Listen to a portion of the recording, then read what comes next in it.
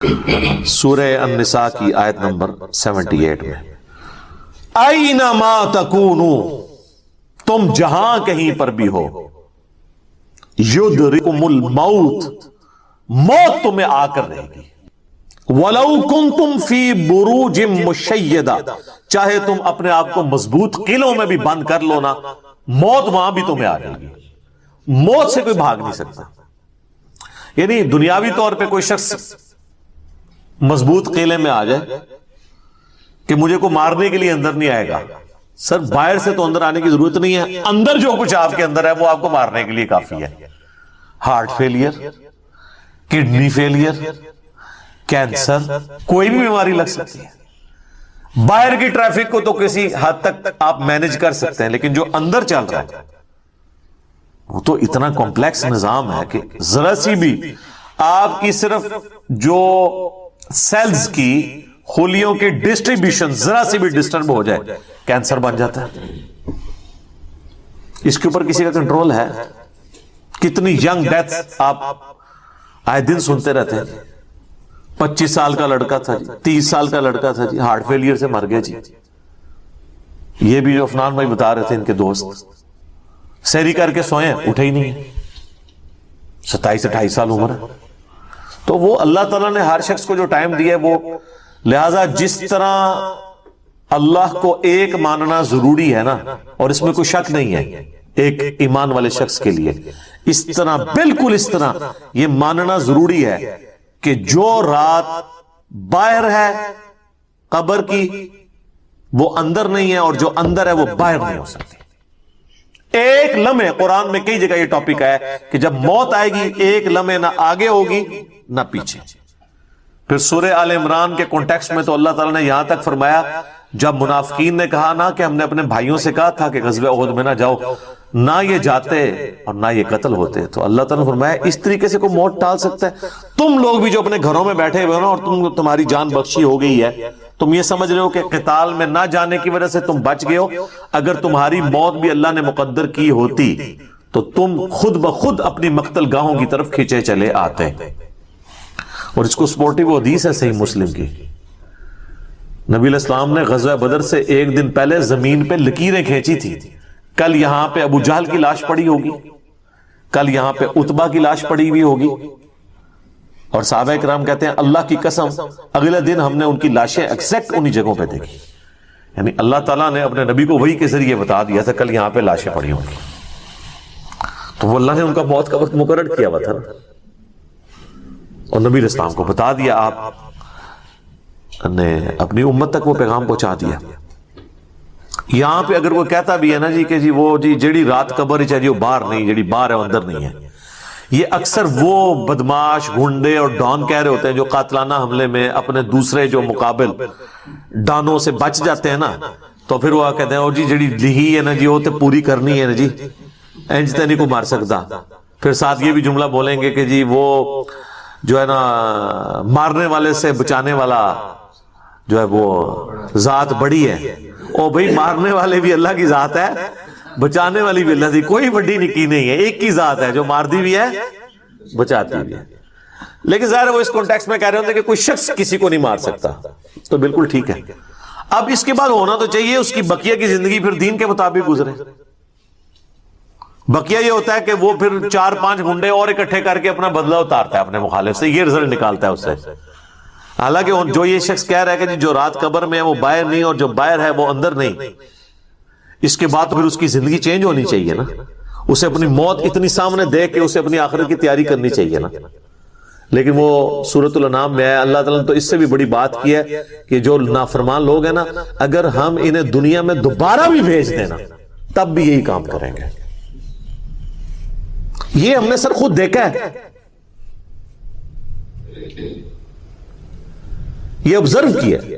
میرے اپنے آفس کے کولیگ ایک دفعہ کراچی سے فلائٹ لے کے تو وہ آ رہے تھے اسلام آباد، تو راستے میں کافی زیادہ موسم خراب ہو گیا، تو اور آپ کو پتا ہے جب موسم خراب ہوتا ہے تو جہاز تو پھر ایک کٹی پتنگ کی طرح ہے نا، تیز ہوا کے اندر اس کو آپ لینڈ نہیں کروا سکتے، اور اڑے گا بھی تو کتنی دیر اڑے گا، ایسی جگہ لے کے جانا پڑے گا جہاں پہ موسم ٹھیک ہو، اور ادھر پہنچنے سے پہلے اگر فیول ختم ہو گیا پھر تو جا کے وہ جنت یا جہنم میں لینڈ کرے گا، دنیا میں نہیں لینڈ کر سکتا۔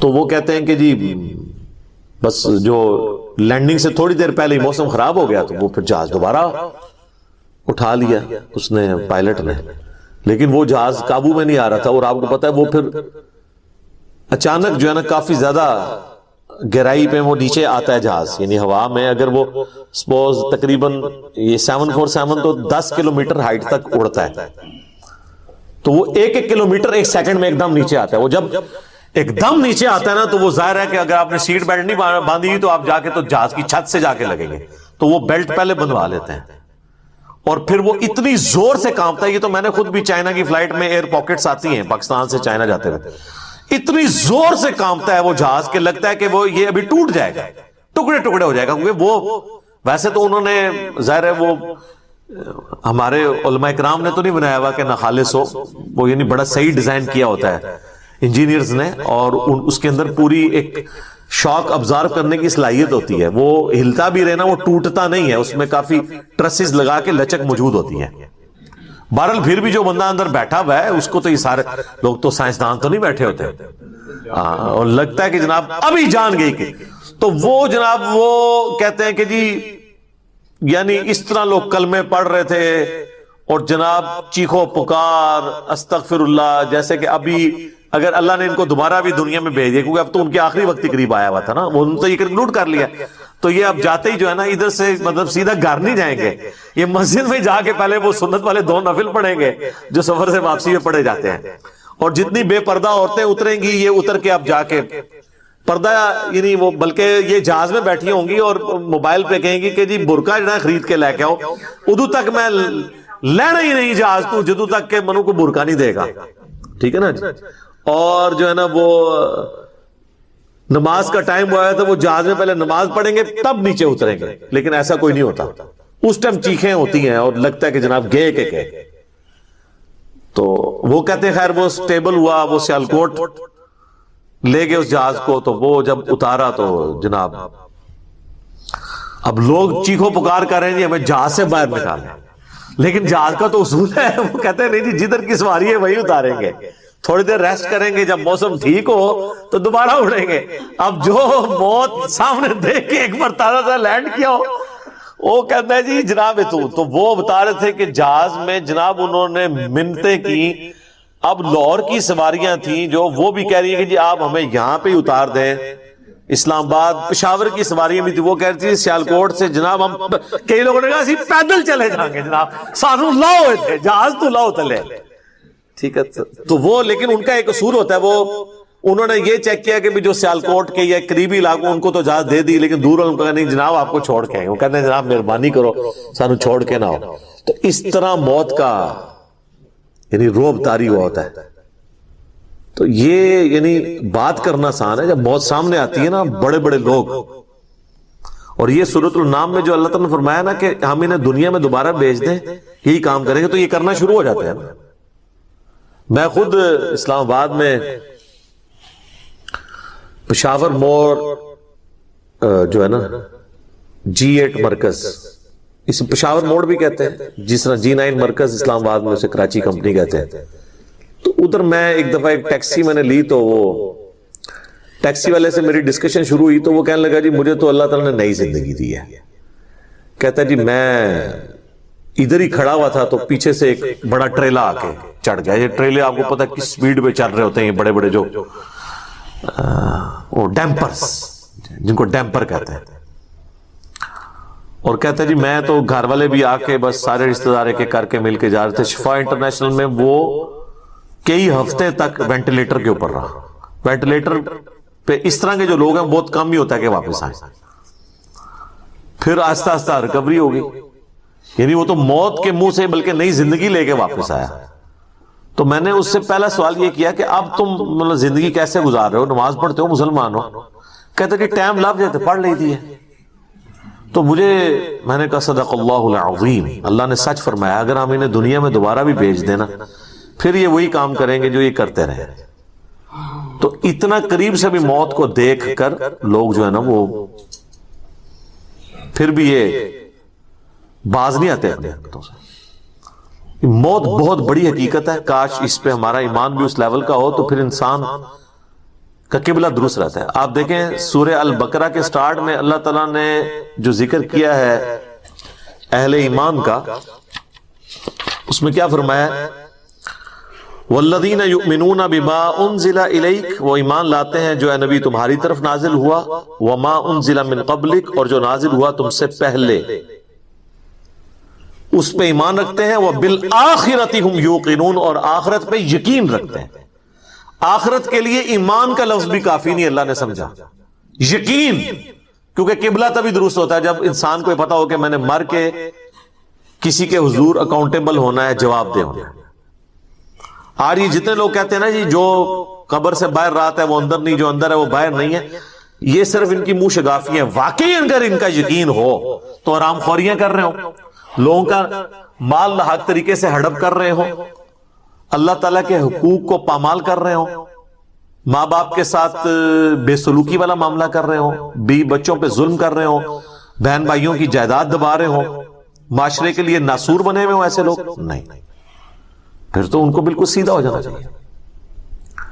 تو بات کہاں سے شروع ہوئی تھی کہ اللہ تعالیٰ فرما رہا ہے کہ تم اپنے آپ کو مضبوط قلعوں میں بھی بند کر لو نا، تب بھی موت تمہیں آ کر رہنی ہے، موت کو کوئی ٹال نہیں سکتا، کیونکہ موت تو اللہ تعالیٰ نے بھیجنی ہے۔ اللہ کے پاس تو کروڑوں آپشنز ہیں، ایگزٹ تو ہر شخص کا اس دنیا سے لکھا ہے، خواہ ایئر کریش میں ہو، چاہے ہارٹ فیلئر سے ہو، خواہ کسی شیر کے پیٹ میں جا کے ہو،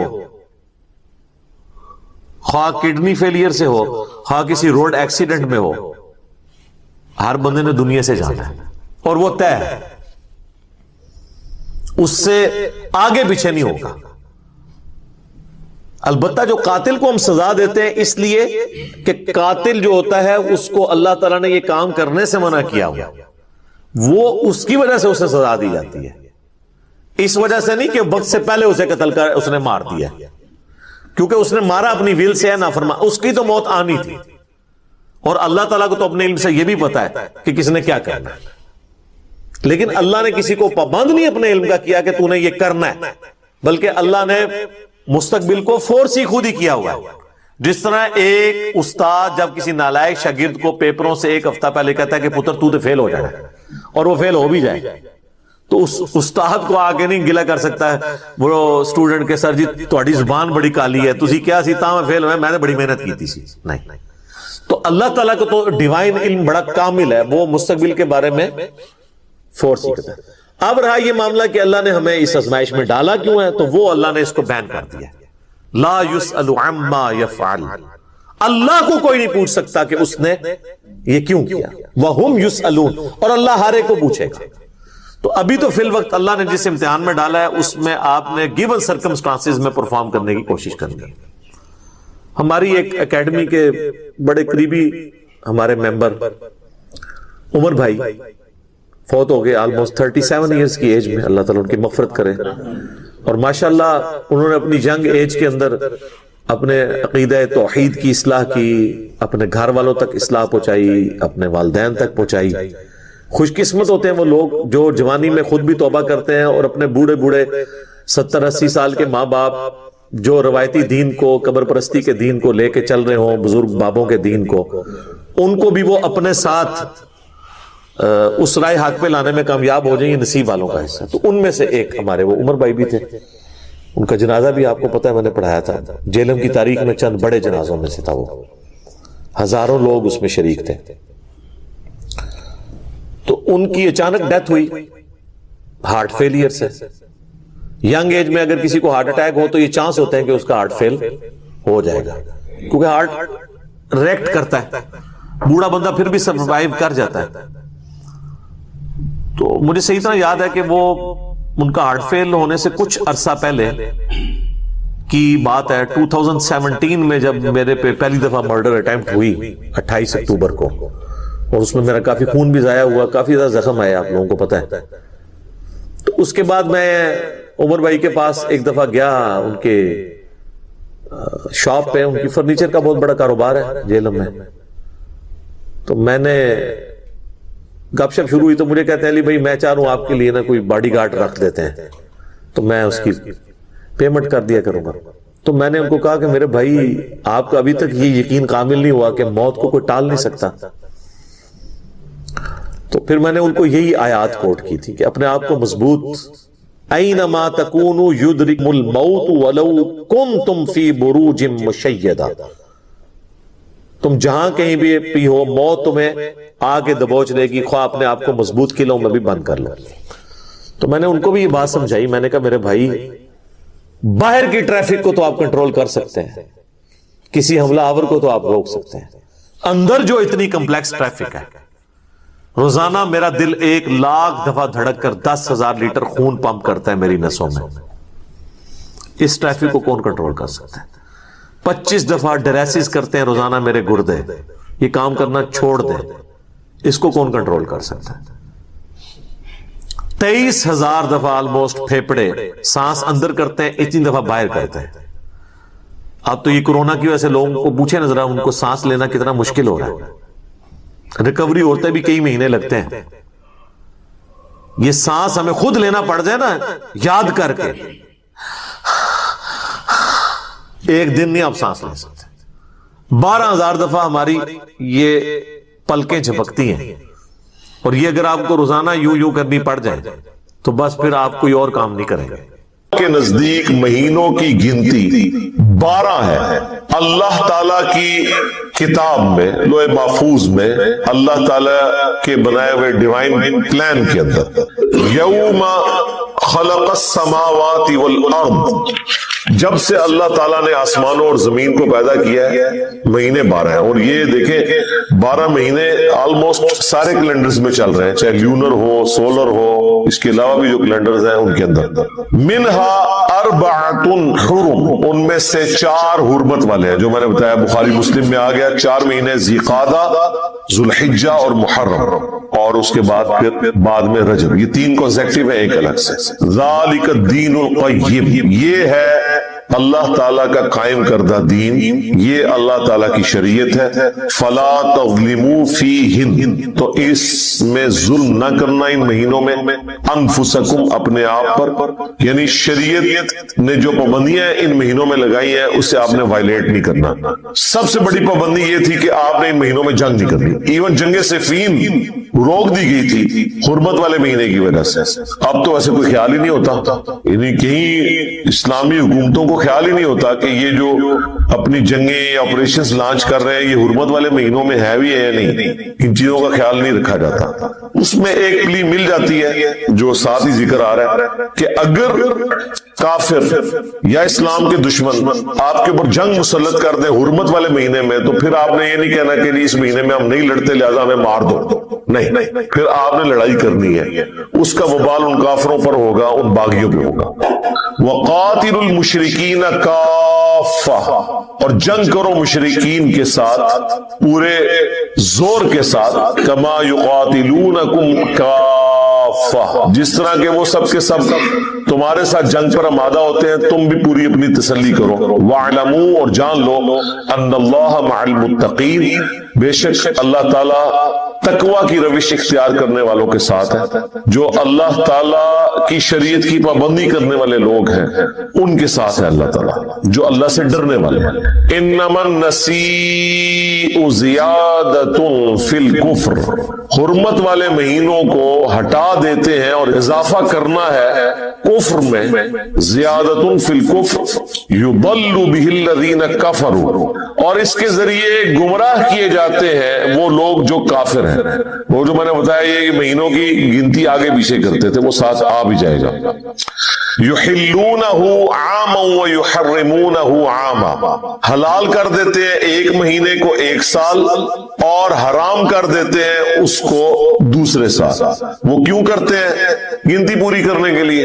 لیواطئوا عدۃ ما حرم اللہ، تاکہ وہ گنتی پوری کر دیں حرمت کے مہینوں کی جو اللہ کے ہاں ہے. وہ 4 کی گنتی وہ سال میں، یعنی انہوں نے 4 مہینے پورے کر دینے کسی طریقے سے، وہ چاہے اللہ کے بتائے ہوئے مہینے تھے یا نہیں تھے، انہوں نے کہا جی 4 کی گنتی ہم پوری کر دیں گے. زین لہم سوء اعمالہم، اس طرح آراستہ کر دیے گئے ان کے لیے ان کے برے اعمال. واللہ لا یہدی القوم الکافرین، اور اللہ تعالی کفر اختیار کرنے والوں کو جو جان بوجھ کے کفر اختیار کرتے ہیں انہیں کبھی ہدایت نہیں دیتا. یعنی یہ ہدایت زبردستی نہیں ہوگی، کوشش کرنے والوں کے لیے ہوگی. اور جو آنکھیں بند کر کے لیٹے ہوئے ہیں انہیں کبھی اللہ تعالیٰ جگائے گا نہیں. ہاں جو سوئے ہوئے ہیں انہیں جگایا جائے گا، اگر اٹھنا چاہیں تو اٹھ جائیں. اور جو اٹھنے کے لیے تیار نہیں ہے وہ جو مرضی ہو جائے، وقت کا پیغمبر بھی موجود ہو، اللہ کی وحی بھی نازل ہو رہی ہو، تب بھی ہدایت قبول نہیں کریں گے. اس کی واضح مثال ابو جہل ہے، ابو لہب ہے. ابو لہب تو ہاشمی تھا، نبی الاسلام کے خاندان سے تھا، لیکن دیکھ لیں ٹس سے مس نہیں ہوا. حالانکہ نبی الاسلام کا پورا کریکٹر بچپن سے لے کے بیسر تک ان کے سامنے تھا، اس کے باوجود انہوں نے حق کو قبول نہیں کیا. اور جن کی قسمت میں حق تھا وہ سلمان فارسی جیسے لوگ کہاں سے چلے؟ سلمان فارسی فارس سے چلے اور مکے تک پہنچ کے نبی الاسلام پر ایمان لے آئے. جو کوشش کرنے والے ہیں والذین جاہدوا فینا لنہدینہم سبلنا، جو لوگ بھی ہماری راہ میں کوشش کریں گے ہدایت کی راہیں کھل جائیں گی. ایسی راہیں کھلیں گی کہ کہیں نہ کہیں سے وہ خود بخود حق بات تک پہنچیں گے. اور جو کفر کی روش اختیار کرنے والے جان بوجھ کے ان کو اللہ تعالیٰ ہدایت دے. ایک اور حدیث میں بیان کر دوں یہاں پر اسی کانٹیکسٹ میں. سنن ابی داؤد کے اندر صحیح سند سے حدیث ہے، مشکات میں بھی آپ کو دوسری جلد میں مل جائے گی.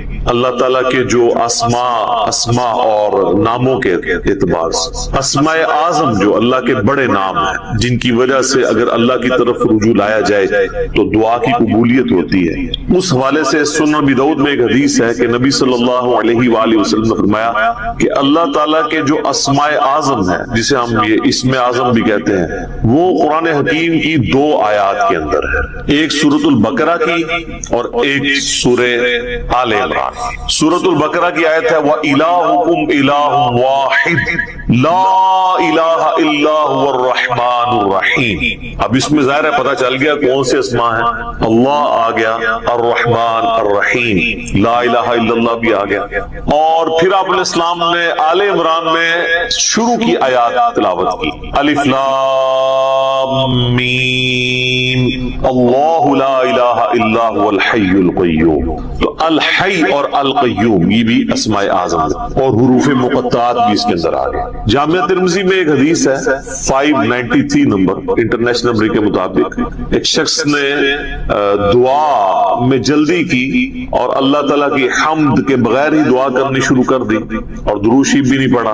تو نبی صلی اللہ علیہ وآلہ وسلم نے فرمایا کہ اس سائل نے جلدی کی. پھر آپ نے بلا کے اسے فرمایا کہ جب بھی تم اللہ سے دعا کرو پہلے اس کی حمد کرو، اس کے بعد مجھ پر درود پڑھو اور پھر اللہ سے مانگو.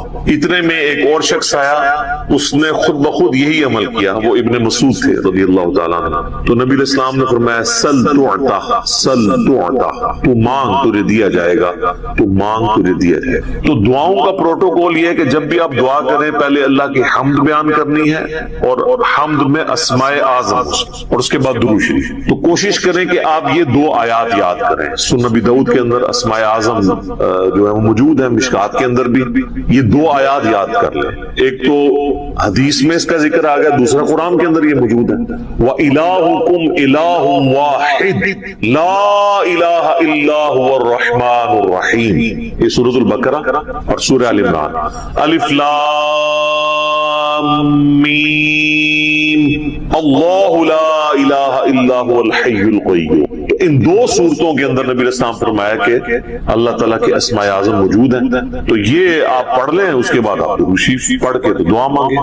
اس کے علاوہ بھی آپ جتنے اسماء اعظم ہیں جیسے کہ سورۃ الحشر کی آخری 3 آیات ہیں واللہ الذی لا الہ الا هو، وہ سارے اللہ تعالیٰ کے تعریفی کلمات اس کے اسماء اعظم ہیں. وہ جس کو یاد ہے وہ پڑھ کے اس کے بعد درود شریف پڑھ کے دعا مانگیں. تو یہ دعا کا ایک پروٹوکول اور ایک طریقہ ہے. اعوذ باللہ من الشیطان الرجیم، بسم اللہ الرحمن الرحیم. الف لام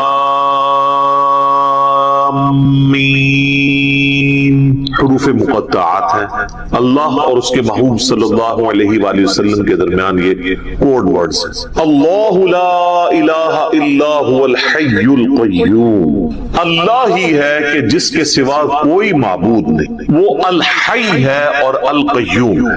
الحی وہ ہستی ہے جو خود سے زندہ ہو، کائنات میں ایک ہی ہستی ہے جو خود سے زندہ ہے، باقی سب کی زندگی ادھار ہے، مستار ہے، چاہے کوئی فرشتہ ہو، کوئی پیغمبر ہو، کوئی جن ہو، کوئی عام انسان ہو، کوئی جاندار ہو، کوئی بے جان ہو، ہر ایک کی زندگی ادھاری ہے اللہ کے دینے پر، جب تک وہ چاہے گا رہے گی، جب وہ چاہے گا ختم کر دے۔ کل نفس ذائقۃ الموت، ہر جان نے موت کا مزہ چکھا، سارے فرشتوں نے مرنا ہے، سارے پیغمبروں نے مرنا ہے، سارے جنات نے مرنا ہے، سارے انسانوں نے مرنا ہے۔ یہ موت ہر مخلوق کی ڈیسٹنی ہے، یہ تقدیر میں چیز طے ہے۔ اللہ ایک ہستی ہے جسے موت نہیں آتی، اسی لیے اگر زندگی کا لفظ کسی پر بولا جائے تو صرف اللہ ہی۔ الحی